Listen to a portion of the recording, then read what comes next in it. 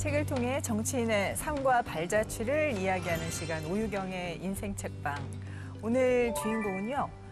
삼선 중진 의원이십니다. 그런데 신인으로 다시 돌아가겠다고 말씀하는 분이십니다. 더불어민주당의 이광재 의원 모셨습니다. 어서 오세요. 안녕하세요.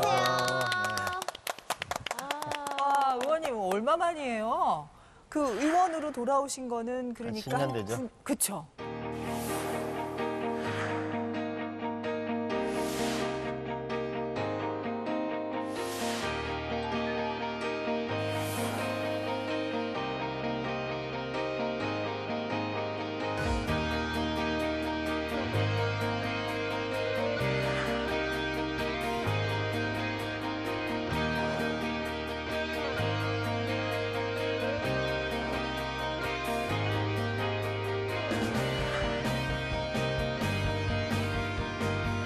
저는 이제 담대한 도전을 시작하려고 합니다.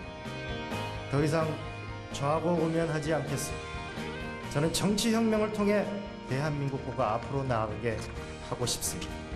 일자리, 교육, 의료, 주거, 문화 이 5가지가 국민의 삶의 목표가 정치의 목표가 되어야 합니다.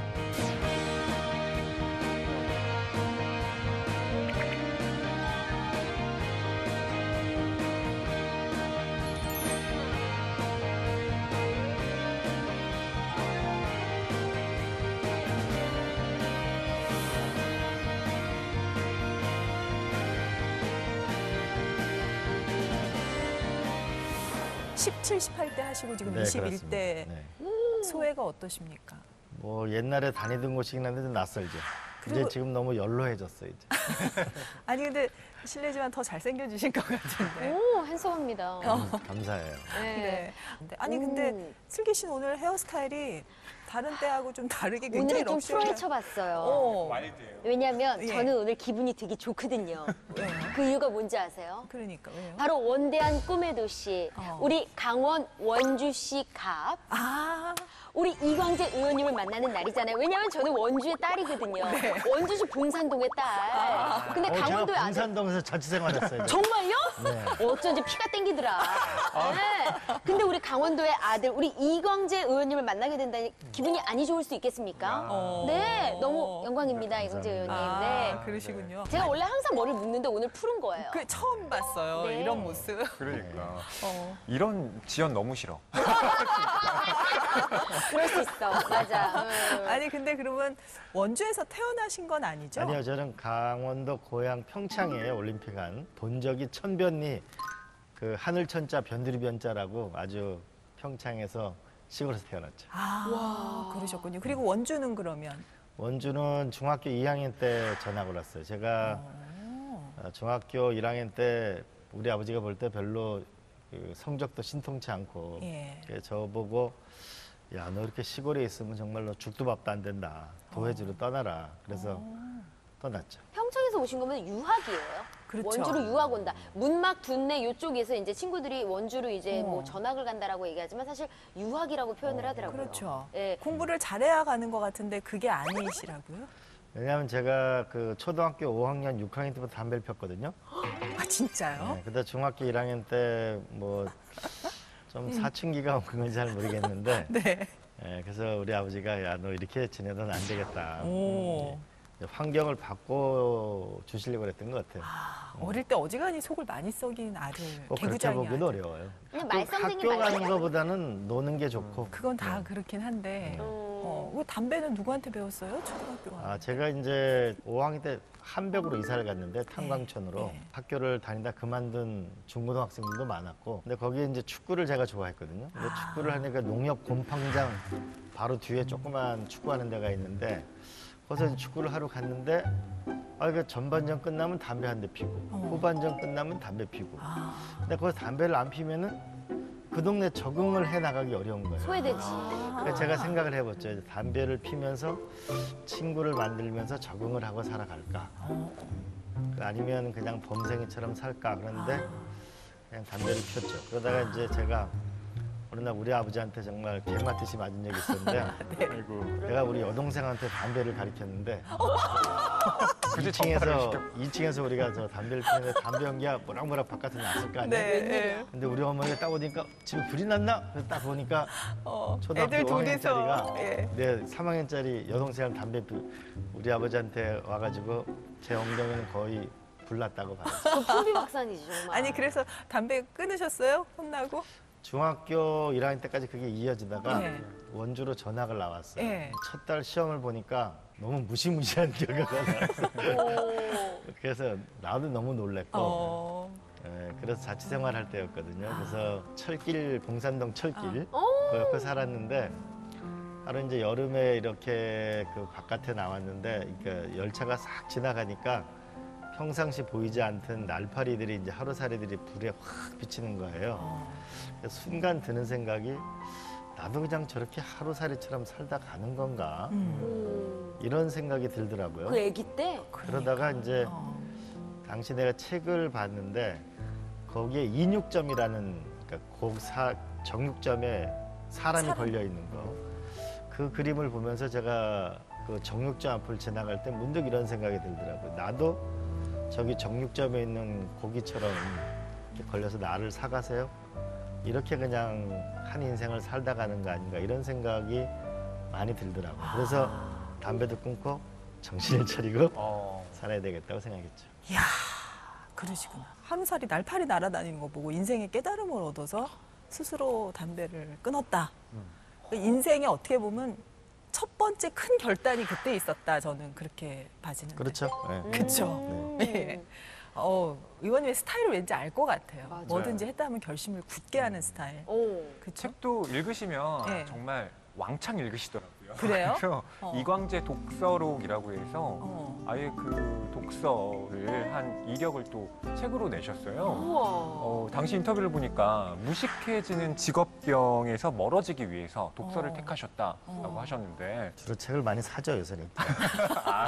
출판인들을 돕기 위해서. 역시. 아니 책을 도대체 얼마나 읽으시는 거예요? 금요일 날 하고 토요일 날 우리 신간 안내가 신문에 나오잖아요. 예. 이제 그걸 보고 일요일이면 서점에 가죠.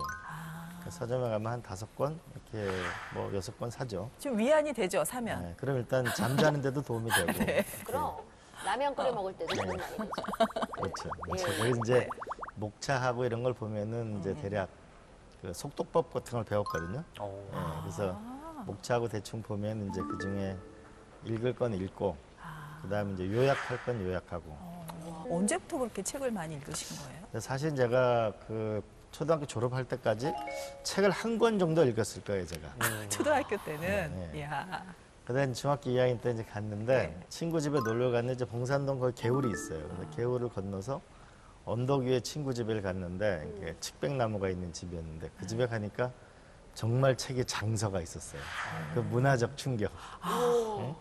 그 친구한테 책을 빌려서 자취방에 가서 이제 슬슬 보다가 그러다 보니까 차츰차츰 이제 책에 빠지더라고요. 원주의 생명사상을 만든 장일수 선생님 집이 언덕 위에 오른쪽에 있었고 진짜요? 왼쪽에 제 친구 아버님이 사신 장화순 선생님이 양쪽에 두 형제분이 사셨어요.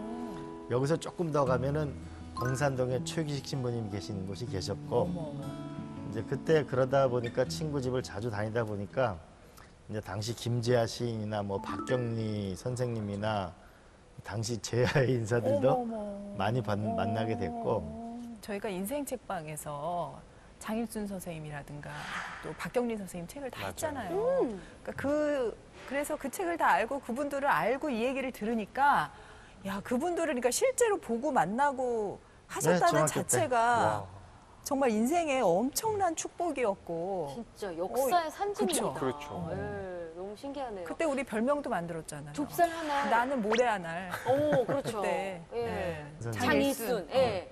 그분의 형이 동생분이 장화순 아, 교장. 그쵸, 그쵸.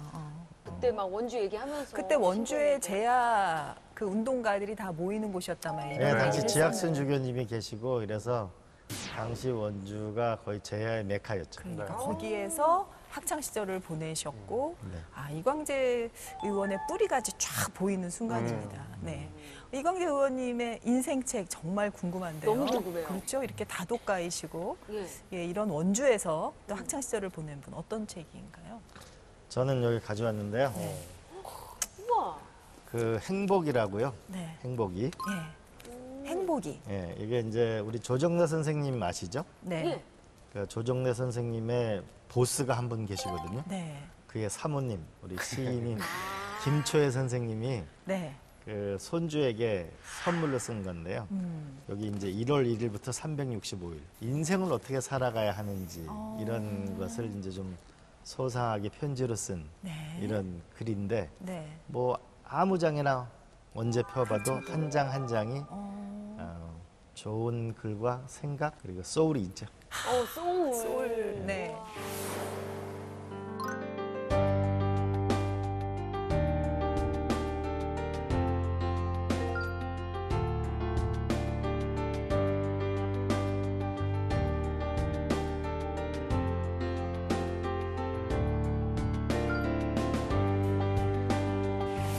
사실 이 책은 이광재 의원님의 또 사심이 가득 담긴 책이기도 해요. 네. 이렇게 딱 뒤집어 보면 네. 평소에 소학을 좋아했는데 그보다 행복이가 훨씬 더 좋습니다. 라는 추천사가 있어요. 아, 이거 너무 출판사 혹시 아니 혹시 그럼 라디오이신데. 개인적으로 이 저자도 잘 아시는 거예요? 네, 잘합니다. 네.清华대학교에 제가 2년 반 있을 때 네.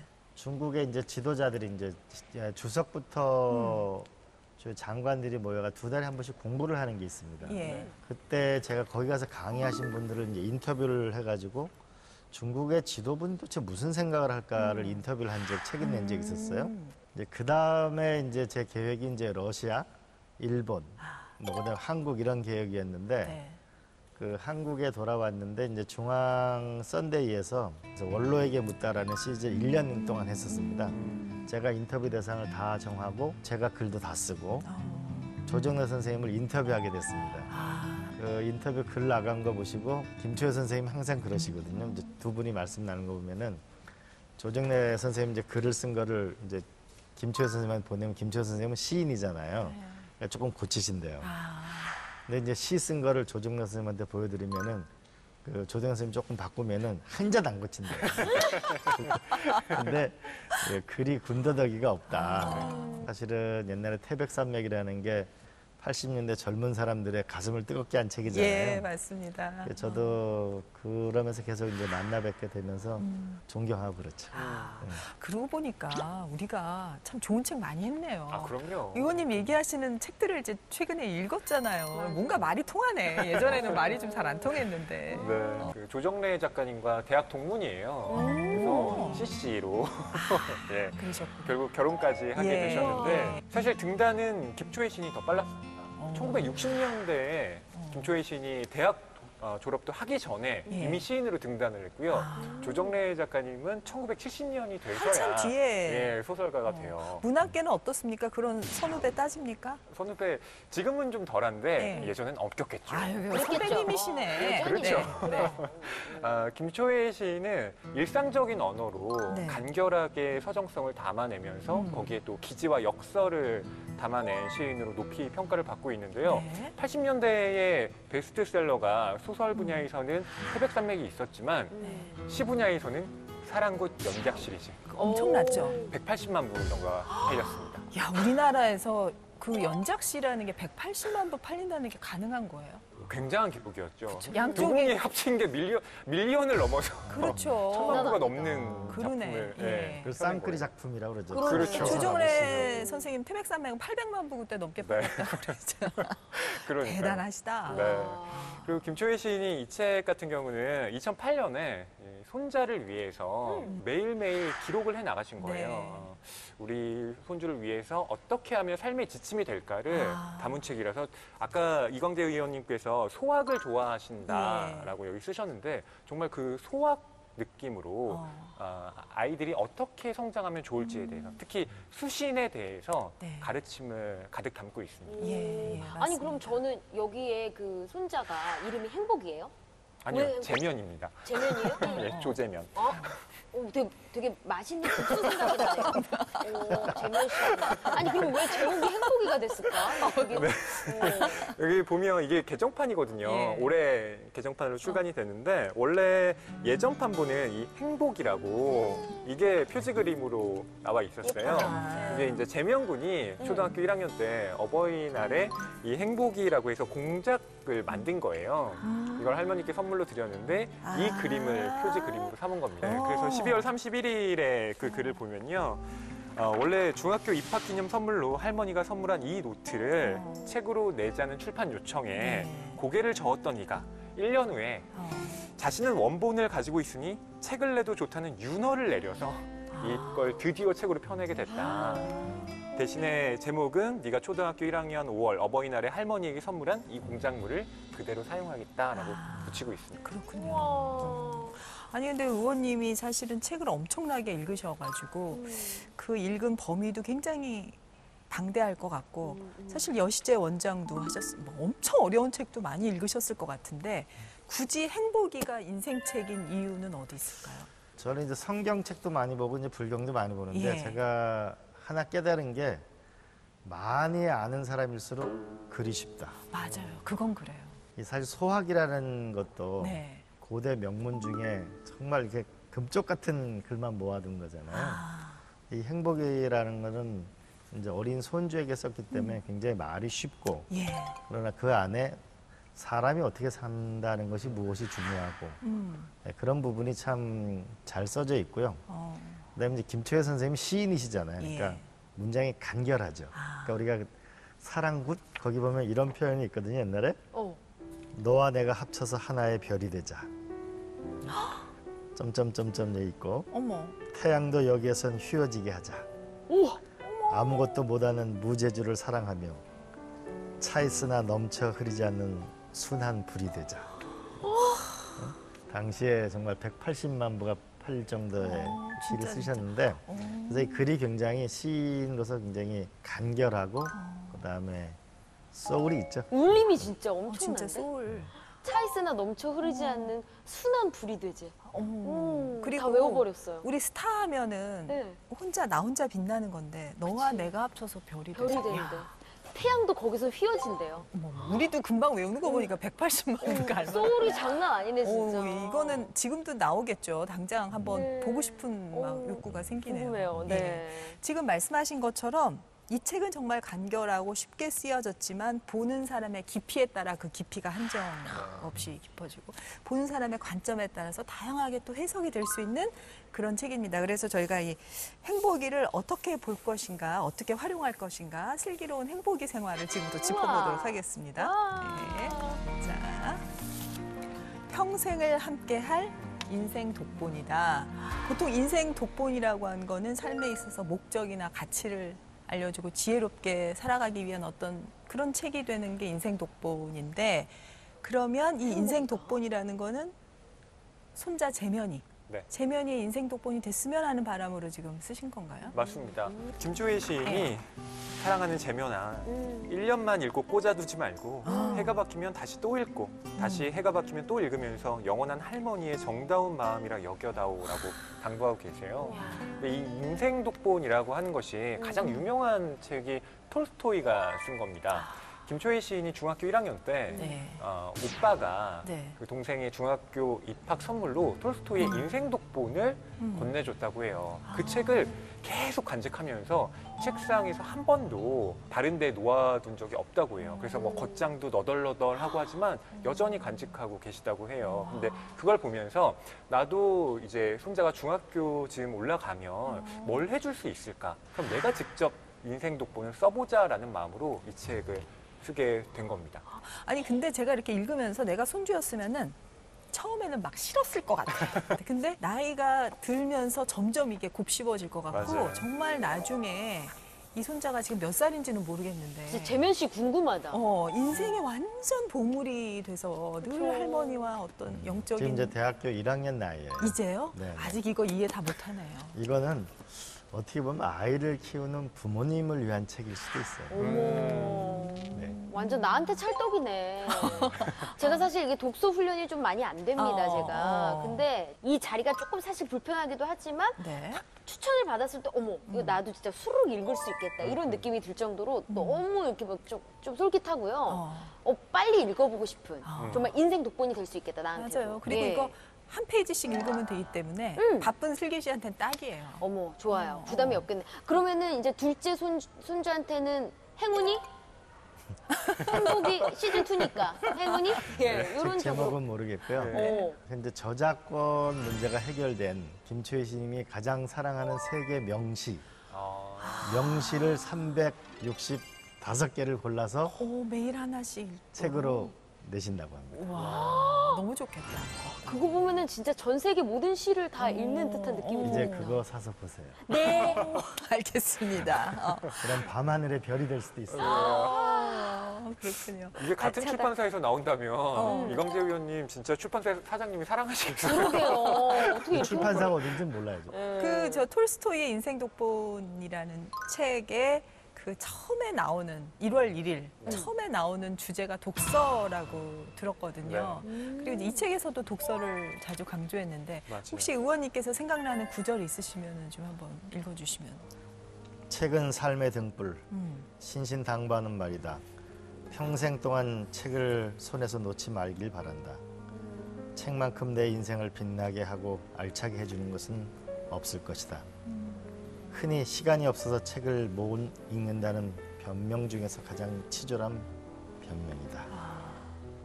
책을 많이 읽은 사람의 삶은 엄청나게 다르다.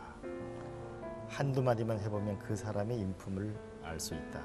책에 의해서 사람은 달라진다. 인생의 나무에 꽃을 피우게 하는 것도 책이고 열매를 맺게 하는 것도 책이다. 책을 읽어야 정신이 자란다. 이게 선생님이 그냥 이렇게 얘기해 줄 때랑 할머니가 이렇게 얘기해 줄 때랑 같은 메시지라도 굉장히 다르게 그렇지. 받아들여져요. 맞아. 느낌이 다르지. 책이라는 거는 앉아서 하는 여행이죠. 여행은 서서 하는 독서고. 카피랑 카피 문구가 그냥 줄줄 나오십니다. 장난 아니다. 여기 지금 방금 시인이 앉아 계신 줄. 자, 두 번째. 자, 우리 시대 소학 이렇게 표현을 했습니다. 아까도 말씀하셨지만 소학을 굉장히 좋아하시는데 소학보다도 지금 행복이다. 네. 더 좋대요. 예. 소학은 조선시대에 널리 읽혔던 수신서입니다. 논어니 뭐 이런 거 다 중요한데 네. 어쨌든 소학부터 먼저 읽고 네. 그다음에 다른 책들을 읽어 나가는 것이 기본이다라고 해서요. 소학의 중요성을 굉장히 강조를 했는데 네. 뭐 이건 우리가 지켜야 할 예법부터 시작해서 뭐 어떻게 살아야 하는 것까지 나와 있는데 예법도 되게 자세하게 나와 있어요. 이를테면 집 안으로 들어갈 때는 반드시 기척을 낸 다음 들어가라. 왜냐면 안에 있는 사람이 뭐 놀랄 수도 있고. 그렇지. 그렇죠. 그리고 다른 사람의 신발을 흐트러뜨리거나 밟지 마라.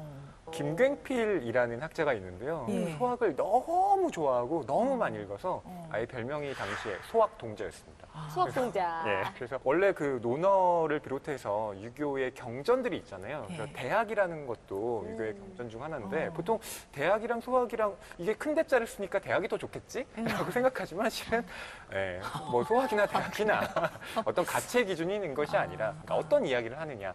그런 점에서 소학도 정말 중요한 고전이라고 볼 수 있는 거죠. 네네. 그래서 소학 이상의 가치를 지금 두고 행복이를 우리 의원께서 추천을 하셨기 때문에 많은 분들이 공감을 할 수 있도록 여기에 정말 찐 구절. 하나 노력과 연마인데요. 20살까지의 노력과 연마가 그 이후의 평생의 삶을 좌우하는 바탕이 된다. 누구나 겪어야 하는 그 과정을 웃으면서 활기차게 엮어가기 바란다. 할머니가 대신 해줄 수 없어 안쓰럽구만 하구나. 노력과 연마가 얼마나 중요한가 이런 맞아요. 부분이고요. 네. 습관은 제2의 천성을 만든다라고 하는 부분인데요. 혹시 잘못 알려진 일로 오해를 받는다고 해도 그대로 두어라. 언젠가는 진실이 밝혀질 것이니 남이 하는 말에 신경 쓸 필요가 없다. 진실은 언젠가는 반드시 밝혀지더구나. 진실이 아닌 말은 하찮은 쓰레기일 뿐이다. 언제나 자기 스스로를 믿고 자기를 지키고 너 자신이 너의 주인이 되어야 한다. 그다음에 새치혀가 무섭다. 말로 사람을 쓰러뜨린다는 것을 명심하기 바란다. 혀에는 뼈가 없지만 새치혀로 사람 잡는다는 속담이 있다. 그처럼 말은 무서운 것이니 상대방이 할 말이 있으면 오늘 생각한 후에 다음 날 얘기해도 늦지 않다. 늘 신중해야 한다. 말을 가려서 하고 삼가할 줄 아는 사람이 말을 잘하는 사람이다. 나 너무 반성을 하게 되네. 근데 의원님이 지금 꼽으신 구절 다 내가 줄쳐놓은 거예요. 정말요? 진짜. 아니 나는 진짜 내일 말할 것까지 오늘 말하는 사람이에요. 아니, 그게 정말 또 반성을 직업적으로. 너무 하게 되네. 근데 우리 슬기 씨는 말을 참 예쁘게 어떤 얘기든. 그렇죠. 그게 네. 말도 참- 워낙 재치 있게 하죠. 그걸 해야 될 말을 그렇게 예쁘게 하는 게 또 장점이에요. 하나만 더 다행이네요. 읽어볼까요? 예. 저희가 수다를 좀. 예.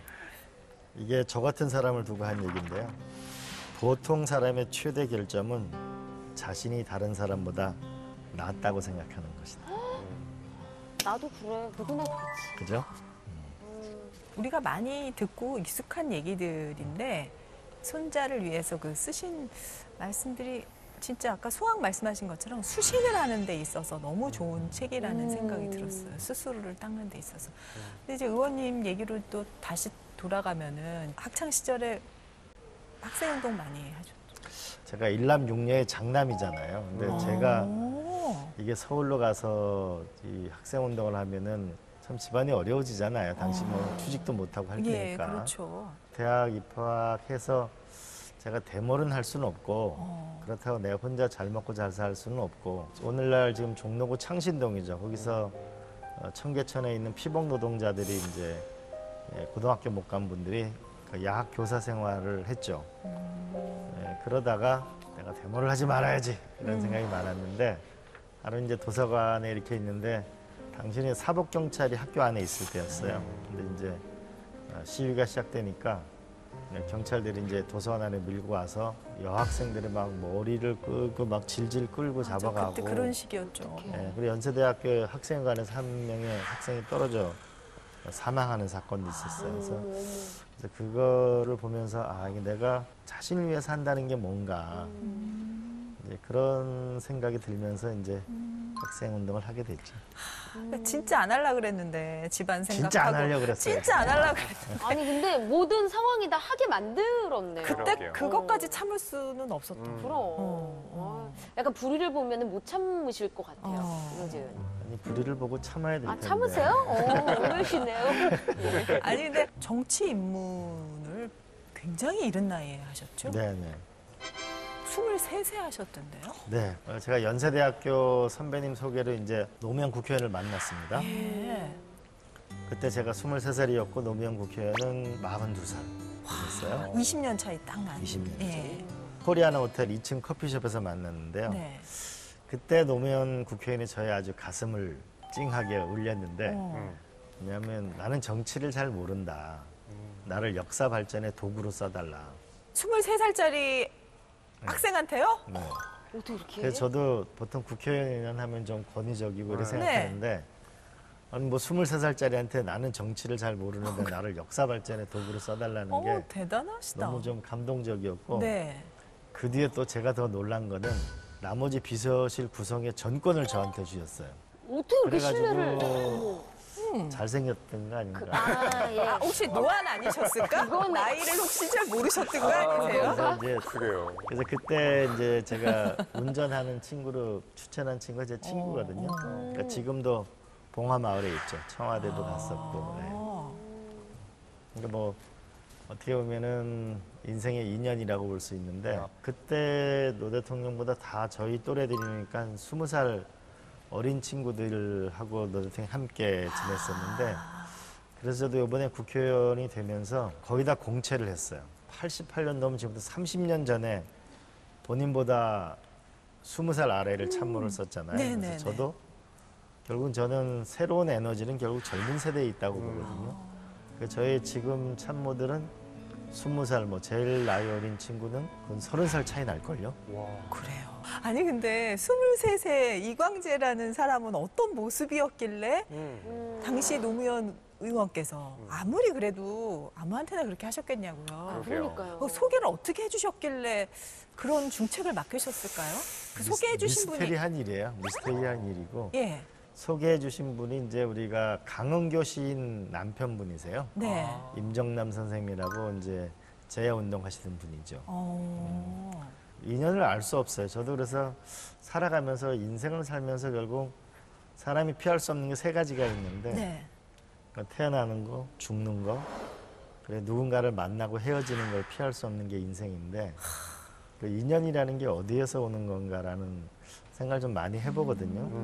23살 보좌관이 되니까 나도 사실 두렵잖아요. 거의 이 여의도 주변에서 이제 방을 얻어서 먹고 자고 하면서 이제 완전 바쳤겠죠. 근데 그 해에 청문회까지 다 치렀어요. 그래도 청문회 때 또 일약 뭐 전 국민이 사랑하는 맞아요. 정치인이 되셨죠. 네. 이제 그것까지 다 하고 나니까 너무 두려운 거예요. 아니 그럼 그때 청문회 스타 노무현의 뒤에 있었던 보좌진들이 20대 보좌진들이었던 네네. 거예요? 네, 그때 노동위 삼총사가 이해찬 의원님, 이상수 의원님 아, 세 분이었어요. 그래서 그랬구나. 그때 이제 이해찬 총리 보좌관이 유시민 선배였고 쟁쟁한 분들이 그때 다 있었군요. 재밌다. 저는 노무현 의원 보좌관이었고 세상에. 그때 이상수 의원 비서관이 이화영 이제 경기도 부지사였고 그랬었습니다. 그래서 청문회가 끝나고 나니까 너무 유명한 분이 되니까 내가 짐이 너무 무겁다고 사표를 썼었어요. 그러셨구나. 썼는데 그 뒤에 또 긴 세월을 함께하게 됐죠. 네. 아니 지금 생각하시면 그 23세 보좌관 이광재는 어떤 사람이었던 것 같아요? 뭘 잘하셨던 것 같고 지금 생각해도 야, 나 그 나이에 이거 참 잘했다. 혹은 아 이거는 내가 좀 어려서 이래서 요거는 잘 몰랐구나. 이런 게 있으신가요? 제가 뭐 아는 게 있었겠어요. 닥치는 대로 열심히 하신 거지? 네, 제가 너무 나이가 어리니까 그때 이제 우리 참모진을 짤 때 다 나보다 나이가 많으신 선배들이었어요. 사실 전문성이 부족했잖아요. 그래서 다른 방보다 많은 사람을 썼고 그리고 전부 월급을 n분의 1로 나눴죠. 당시 뭐 신문 기사 이런 거 보면은 불 꺼지지 않는 방, 노무현 국회의원 방, 뭐 그랬었어요. 아마 아는 게 없으니까 열심히 하는 거죠. 아니 그러면 23살의 보좌관이시면 국회의원도 뭐 일사천리로 굉장히 빨리 되셨을 것 같은데. 좀 빨리 하셨죠. 네. 근데 뭐 요즘은 뭐 아주 빠르다고는 할 수 없는 30대 후반? 네, 38살에 했죠. 아, 중간에 어딜 다녀오셨던 건가요? 아니죠. 그 노무현 국회의원이랑 했었는데 노무현 국회는 계속 떨어지셨잖아요. 청와대 이제 국정상황실장 하다가 그 다음에 이제 국회로 가게 된 거죠. 그래서 17대 하시고 네. 18대 하시고. 네. 저도 기억이 납니다. 2004년은 네. 제가 또 유권자의 나이에 해당이 돼서 그쵸. 당시에 총선에 굉장히 많은 관심이 있었거든요. 네. 그때 쟁쟁한 현역 국회의원들을 경선, 뭐 본선에서 다 꺾으시고 초선 의원이 되셨고. 네, 그때 이제 대통령 측근으로 살아간다는 게 참 쉽지 않더라고요. 그렇죠. 당시 이제 그 민주당 같은 당에서 뭐라 그래야 되나 좀 부끄러운 일이지만 어쨌든 뭐 실세 이광재 그래서 대통령의 눈과 귀를 가린다 이런 비판이 있었어요. 그래서 제가 사표를 썼죠. 아침 일찍 찾아뵀는데 절대 사표 수리 못 받는다. 그리고 이제 여사님은 이제 막 우시고 저는 절대로 돌아오지 않습니다. 그리고 나서 이제 청와대를 나오고 그로부터 한 일주일 뒤에 이제 사표가 수리됐어요. 그래서 한 절에 가 있었어요. 절에 가서 이제 한 달 이상 혼자 지내다가 그 해외 유학도 많이 생각을 해봤고 그런데 이제 그때 한 스님이 유학보다는 여기서 국회의원을 해보는 게 어떻겠냐 그러시더라고요. 그래서 제가 가만히 생각해 보니까 아 그래 국회의원을 나가서 또 당선되면 당선되는 거고 떨어지면 떨어진 사람이니까 대통령 측근이라는 꼬리표는 떼겠구나 이런 생각이 들어서 그럼 어디를 출마할까 그러다가 평창 정선에서 자랐잖아요. 그래서 태백영월 평창 정선이에요. 근데 거기에는 현역 국회의원이 3분이나 있었어요. 근데 거기서 경선 치르고 본선 치르고 이제 그렇게 되면 제가 왜 그 지역을 또 선택했냐면은 제 운명을 실험해보고 싶은 생각도 있고 또 떨어지면 그러니까 대통령의 측근으로서의 긴 짐을 벗어날 수 있다는 그런 생각도 있고 그래서 도전을 하게 된 거고 두 번째 선거는 이제 정권이 바뀌었잖아요. 근데 저를 구속시키려고 하는 게 뻔하잖아요. 그래서 제가 출마를 안 하고 외국으로 나가버릴까 막 그런 생각을 참 많이 했어요. 많이 했는데 두 번째 당선된 거죠.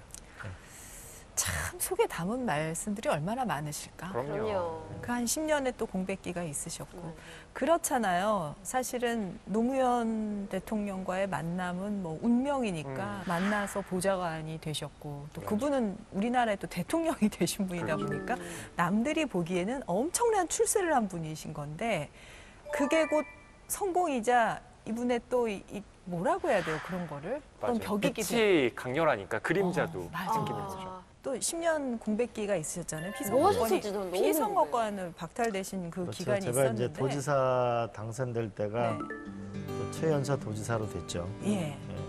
그 다음에 이제 도지사직을 잃고 난 다음에 한 10년이라는 세월이 예. 지났죠.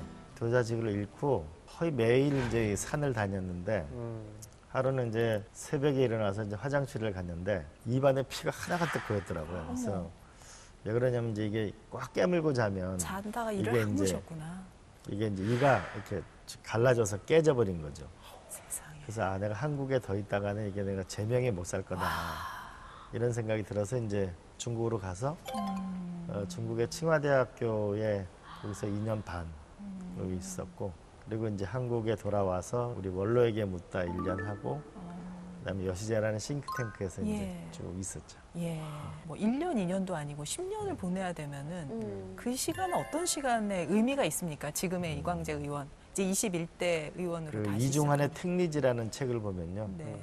벼슬을 잃은 자 갈 곳은 산밖에 없구나. 이런 얘기가 있거든요. 우와, 진짜 산으로 가셨어. 절로 산으로. 근데 저는 그래도 상당히 행운아였던 것 같아요. 네. 그러니까 그 힘든 시간이었지만은 중국이나 러시아나 일본이나 그쪽 지도자들하고 교류하는 시간. 그래서 이 세계 속에 한반도가 어떤 운명을 가지고 있구나라는 것도 많이 알게 됐고 또 지도자를 사귀는 여유 있는 시간도 가졌고 또 여시자라는 싱크탱크를 하면서 국가라고 하는 것이 어떻게 돼야 미래가 있고 이런 공부의 시간이 있었고 또 이런 것 같아요. 과거 처음에 도사를 잃었을 때는 타인에 대한 원망이나 이런 게 컸는데 시간이 지나니까 결국 자기를 자꾸 되돌아보게 되더라고요. 어차피 권력이라는 건 뭐 저로 봐서는 꼭대기에서 저 나라까지 갔다 왔는데 결국은 권력이라는 건 언젠가는 내려놓는 거잖아요. 이렇게 되지. 그렇기 때문에 결국은 저로 봐서 상당히 값진 시간이었던 것 같고 지금 또 두려운 거는 그러면 지금 내가 그러면 이 국가를 위해서 과연 무슨 일을 얼마나 잘할 수 있을 건지 그런 상당히 무거운 짐이죠. 두려운 짐이고. 사실 이광재 의원께서는 정치를 10년을 안 하셨어도 대한민국에 그 이광재라는 이름을 모르는 사람이 없이 굉장히 많아요. 그런 거 아니요, 아니에요? 인지도 상당하세요. 그럼요. 아유. 제가 알아요. 슬기 씨가 저도 아는데. 이광재 의원님 제가 알아요. 여기 정치하고는 좀 관심이 저 없는. 정말 정치 진짜 예, 모르는 분야인데 저 이광재 의원님을 알았어요. 원주 그렇죠. 출신이라. 그래서 그랬나? 지연. 네, 맞다. 어쩔 수 없네요. 자, 하나 더 보겠습니다. Z세대 교육용 훈육서다. 그러니까 새로운 세대를 위한 네. 교육용 훈육서라는 건데요. 네. 원래 뭐 중국 황실에서 안시가온이라고 해서 황족 전용 네. 예, 그런 교육서도 있고요. 또 홍시열 개녀서라고 해서 네. 홍시열 선생이 이제 본인의 딸을 위해서 지은 책도 있습니다. 네. 근데 그런 건 너무 옛날 책이고 지금하고 네. 안 맞는 부분도 있잖아요. 그러게요. 제목부터가 굉장히 허위 평론가는 이 책을 읽고 이 책대로 해야겠다 싶었어요? 저는 이 책 읽으면서 상당히 많은 공감을 했습니다. 우선 책에 대한 이야기가 한두 번 나오는 게 아니라서 저처럼 책으로 그렇지. 벌어먹고 사는 사람들이 매우 그렇지. 좋은 하고. 가치를 예. 담고 있고요. 예. 그다음에 저는 이 책을 읽으면서 또 함께 떠올렸던 책이 정약용 선생 같은 경우는 정치적인 모함을 받아서 저 한양에서 멀리 떨어진 강진의 유배가 되잖아요. 예, 한양에는 자기 아들 둘이 남아 있는 겁니다. 근데 벼슬길은 막힌 거예요. 공부를 해봐야 과거에 뭐 급제해서 승승장구한다는 건 말할 수도 없는 겁니다. 근데 정약용 선생이 계속 책을 읽어라, 공부를 해라. 라고 얘기를 합니다. 우리는 패족이지만 그러니까 더 열심히 해야 된다고 말을 해요. 그래서 여기에서 얘기하는 그 책에 대한 강조, 그러니까 정신을 돌아보려면 어떤 매개가 필요한데 그게 바로 책이라는 것을 정약용 선생이 강조하는데 거기서 일맥상통하는 부분이 있더라고요. 얘기를 듣다 보니까 아까 우리 이광재 의원님께서 말씀해 주셨던 부모들이 읽으면 너무 좋은 책이라고 말씀을 주셨잖아요. 예. 그래서 저도 맨날 요즘에 제가 읽기보다는 애기한테 책을 던져주거든요. 아, 그냥 던져줘요. 네, 애기들 보는 책을. 나부터 좀 허겁으로 된 거. 행복이를 읽고 아이를 대하는 마음가짐을 좀 다져봐야겠다. 그런 생각이 드네요. 아니 그리고 애가 못 알아들어도 이렇게 한 페이지 펴가지고 읽어줄까? 한 페이지씩 읽어주면 좋을 것 같아요. 그럼요. 8개월인데? 아니 그거 제가 드릴 말씀이 예, 있어요. 네, 네. 해주세요. 이화여자대학교 최재천 교수님이 예, 예. 미국 유학 시절에 네. 아이가 굉장히 어렸대요. 어렸는데 옆집에 있는 할머니가 오셔가지고 이제 10개월 한 돌 안 된 아이예요. 예, 예. 진짜. 아이한테 뉴욕 타임즈를 진짜요? 네. 그 최재천 교수님이 아니 우리 아이가 그걸 어떻게 알아듣겠습니까? 그러니까 그 정색을 하시고 이 아이가 이거를 못 알아듣는다고 생각하세요? 해서 큰 느낌이 있었대요. 근데 결국은 그 최재천 교수님 아드님은 나중에 이 독서광이 돼가지고 나중에 상당히 좋은 대학을 가셨다고 그래요. 그러니까 아마 우리 인간의 유전자 안에는 우리 수십만 년 후에 저기 호랑이한테 쫓길 때 동굴 안에 숨어서 살 때 이런 많은 것이 인간의 우리 유전자 속에 숨어 있는 거잖아요. 예. 그렇기 때문에 우리가 한 사람 안에 부처가 있는 거잖아요. 우와. 이 광석 안에 진주를 파내는 거는 사유의 힘인데 그 사유의 힘을 만들어내는 단초가 결국은 독서일 거라고 저는 생각합니다. 내 안에는 다 진주가 있는 거예요. 요걸 꺼내야 돼. 독서로. 우와. 읽어줘야 돼요. 나 언제 꺼내지? 근데 아이를 읽어봐요. 책을 보게 만들려면은 네. 최고의 방법인가요? 네. 뭐예요? 부모가 열심히 책을 보면 자동으로 따라서 하요. 아유, 저희 딸은 안 깊은 읽던데. 말씀을 하고 계세요. 어떡하지? 아유, 우리 딸은 안 읽던데. 아, 열심히 읽으시는데 나 아니에요? 열심히 읽는데 안 읽어요. 또 케바케예요. 케이스 바이 케이스. 그죠? 예. 열심히 읽어야겠네요, 저도. 아무튼 이게 금과 옥조 같은 얘기들, 예, 만구불변의 진리들이 여기 있고 Z세대 교육용 훈육서다. 이거 진짜 공감합니다. 어떻게 책을 좀 정리를 해주신다면요? 네, 저는 이 책이 행복에 대해서도 이야기를 하지만 결국 사랑에 대한 또 주제의식을 담고 있다고 생각을 해요. 사랑을 각자 다 나름대로 정의를 하시겠죠. 근데 제가 생각하는 사랑의 조건 중 하나는 그것이 일시적인 것이 아니라 꾸준해야 한다는 겁니다. 여기에 담긴 사랑이 강렬한 이유는 이걸 하루 정도 손주들을 위해 쓰는 건 아무나 할 수 있습니다. 예. 근데 매일매일 쉬지 않고 1년 동안 쓴다는 건 아무나 못하는 일이에요. 그렇죠. 그래서 저는 이 책 자체가 그런 사랑의 결집체라고 보고 있고요. 네. 또 이 책을 통해서 우리가 앞으로 꼭 손주가 아니더라도 미래 세대를 위해 무엇을 남겨줄 것인가 하는 고민을 하게 만듭니다. 아니, 우리 김초희 시인님 너무 대단한 게 난 내 애한테도 못하는데 이렇게 손자를 위해서 그렇죠. 하나하나 써내려간 이분의 그 정성이 네. 너무너무 존경스럽네요. 그냥 정말. 옆에 두고 그 날짜에 맞춰가지고 음. 한 페이지씩 읽으면 그것도 괜찮겠다. 딱이죠. 1년 365일. 365일. 근데 의원님 21대 이제 국회에서 플랜, 계획이 딱 있으실 것 같아요. 뭐 의정의 목표랄까? 어떤 게 가장 큰 풀어야 할 숙제라고 생각을 하시는지요? 하나는 그 정치를 왜 하는 것일까? 네. 그 유럽에 가니까 정치의 목적은 나와 내 이웃의 아픔을 해결하는 것이다 이렇게 돼 있더라고요.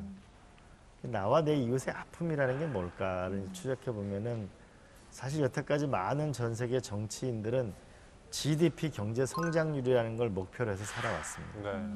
사실 그거하고 국민이 행복하게 사는 건 다르다.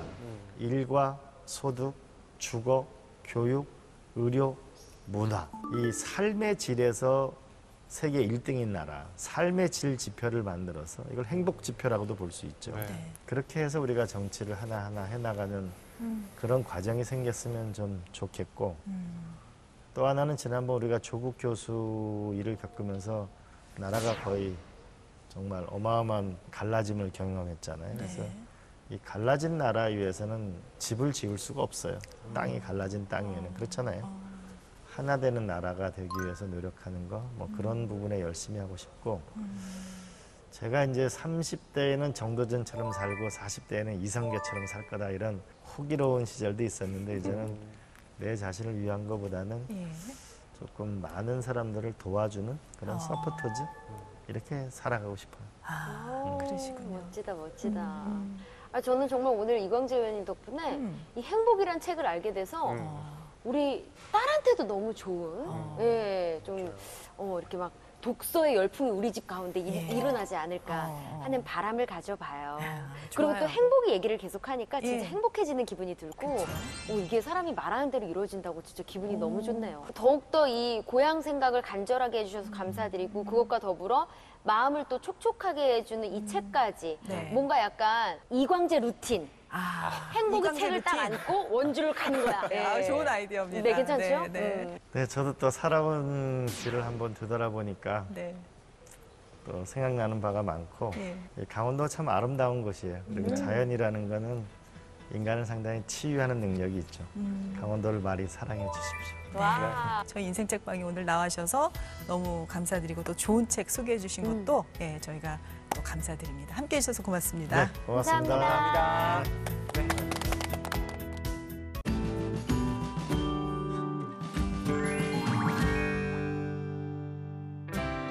안녕하세요. 오늘 뭐 읽지? 진행을 맡은 윤지연입니다. 앞으로 여러분이 책에 대해서 즐거움을 느낄 수 있도록 다양한 책들 소개해 드리도록 하겠습니다. 오늘은 국회 도서관이 추천하는 새로 나온 책과 또 대한민국의 관심사를 알아보는 시간 현안과 책 준비했는데요. 먼저 국회 도서관이 추천하는 새로 나온 책입니다.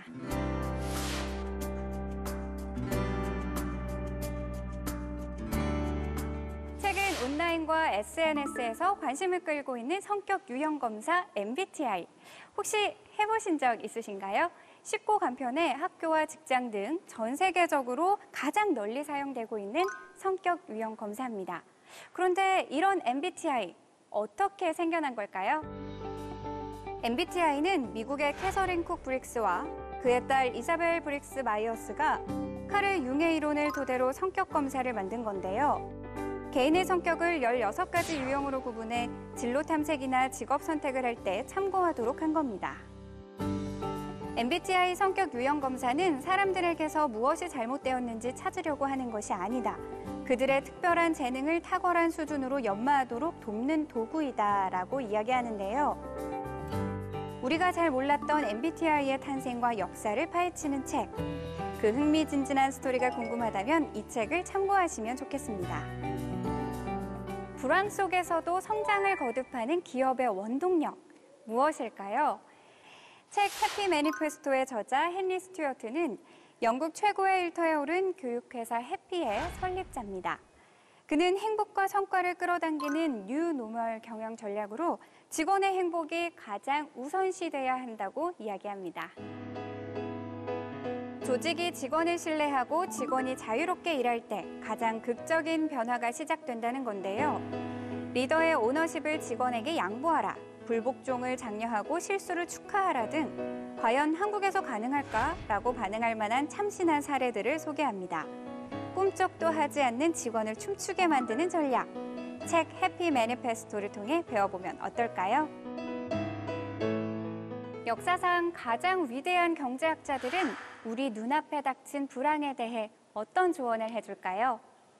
책 위대한 경제학자들의 대담한 제안에서는 현재 코로나 팬데믹으로 사상 최악의 위기를 맞고 있는 상황에서 경제 성장에 가장 획기적인 도움을 준 경제학자 12명의 이론을 제안합니다.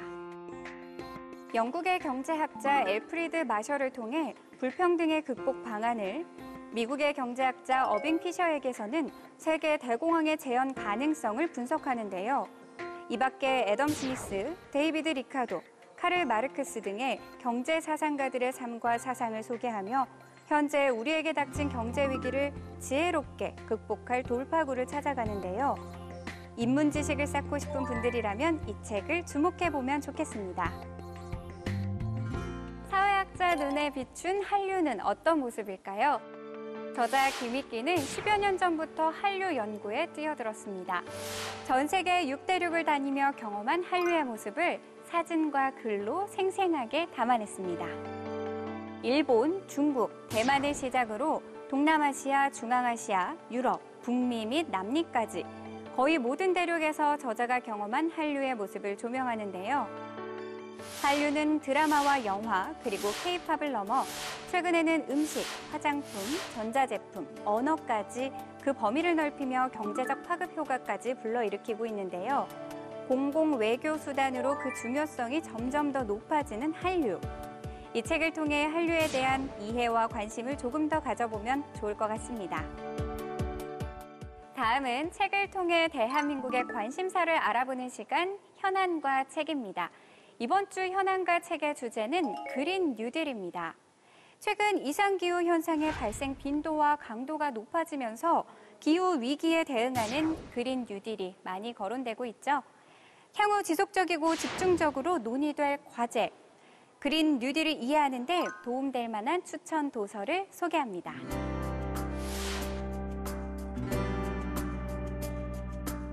노동의 종말 저자이자 세계적인 경제학자 제레미 리프킨. 그가 현 시대의 가장 중요한 문제인 기후변화에 대해 다룬 책 글로벌 그린 뉴딜을 출간했습니다.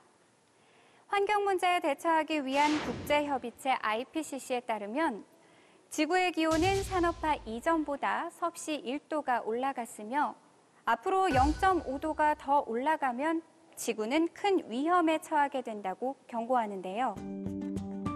이런 위험을 피하기 위해서는 지구 온난화 가스의 배출량을 2010년 수준에서 45% 줄여야 한다고 합니다. 그것은 곧 전례 없는 방식의 개혁이 필요하다는 건데요. 저자 제레미 리프킨은 이 책을 통해 지구상의 생명체를 살리기 위한 구체적이고 획기적인 청사진을 제시하는데요.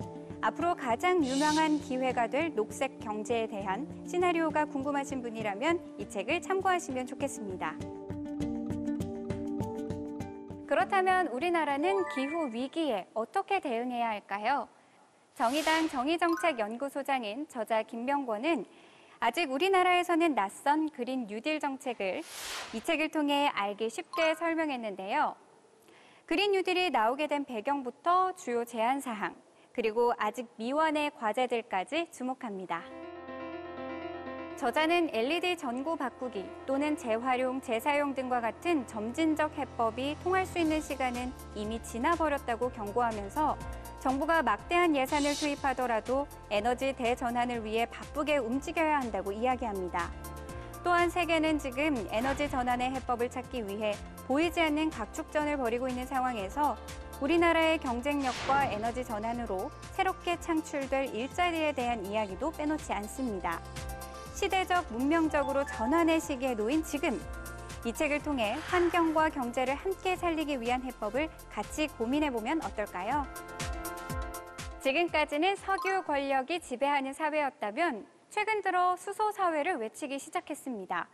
바로 석유와 석탄이 고갈될 우려에 놓여 있는 상황에서 대체 에너지로 주목받고 있는 게 바로 수소 에너지이기 때문입니다.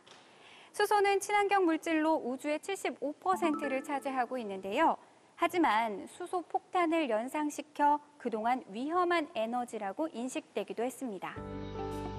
저자들은 무서운 에너지원 혹은 비싸다는 오해가 있다는 수소 에너지에 대해 연구하기 위해 2018년 1월부터 12월까지 국내 현장은 물론 미국, 중국, 독일, 노르웨이 등 전 세계를 직접 발로 뛰며 수소 경제사회의 생생한 현장을 심도 있게 취재했는데요.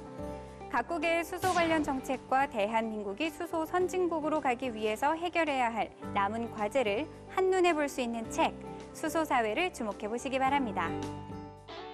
자세한 책 내용은 국회도서관 홈페이지에서, 다시 보기는 국회방송 홈페이지에서 보실 수가 있습니다. 그럼 저는 다음 주에 새로운 책으로 찾아오겠습니다.